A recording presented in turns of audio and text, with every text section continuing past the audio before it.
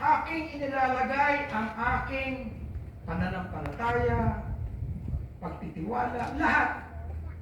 Paano mo sasabihin sa akin na ako'y lumipad na parang ibon at magkubli sa kabundukan? Hindi ba? Hindi siya nasabi niya. Okay? Tinatranslate ko sa Tagalog. Hindi na King James yun.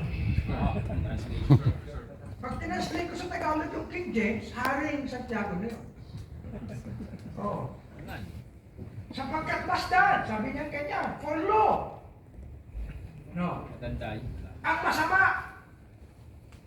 Ang Tagalog ng better bow. Ibinibirit nila yung kanilang pana. Di ba yung bolang pana? Pag binili kong ganyan, bebent yung iba. Talagang bilit na bilit. No? Upang maghanda sila na, ayun no, their arrow upon the string, that they may privily shoot at the upright in heart. Upang panain, no, ang mga puso ng mga matutuwid. Puso. Bakit puso? Diba? Tinanong niya,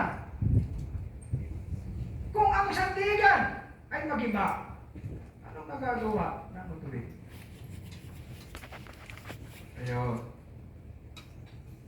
So, itong from verse 4 to verse 7, ang lumalabas dito, no, ay statement na in support of the first verse. In the Lord put I my trust. Parang nga sinasabi ni David, matibay akong magtitiwala sa Panginoon, matibay akong maglilingkod sa Kanya, hindi mo ako mapapalayo, hindi mo ako mapapatakas. Kahit ipilit mo pa ang iyong sandata sa akin, at gibain mo ang nasa puso ko. Okay? Patuloy akong may gagawin. Yun ang sinasabi ni David. Okay? Bakit? Ayun, bakit? Kaya alam niyo, andito yung kaalaman.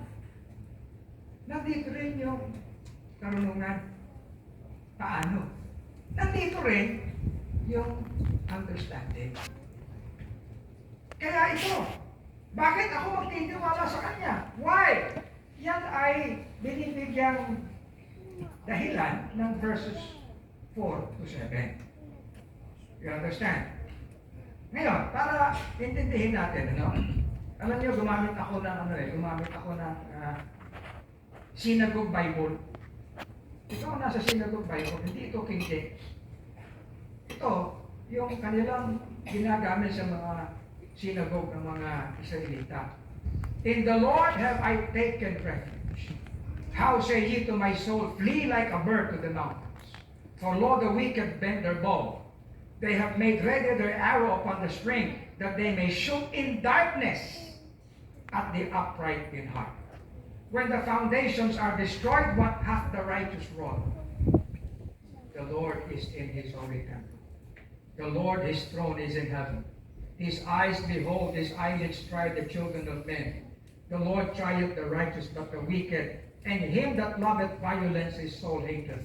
Upon the wicked he will cause rain, coals, fire, and brimstone, and burning wind shall be the portion of their cup. For the Lord is righteous, he loveth righteousness, the upright shall behold his face. Now,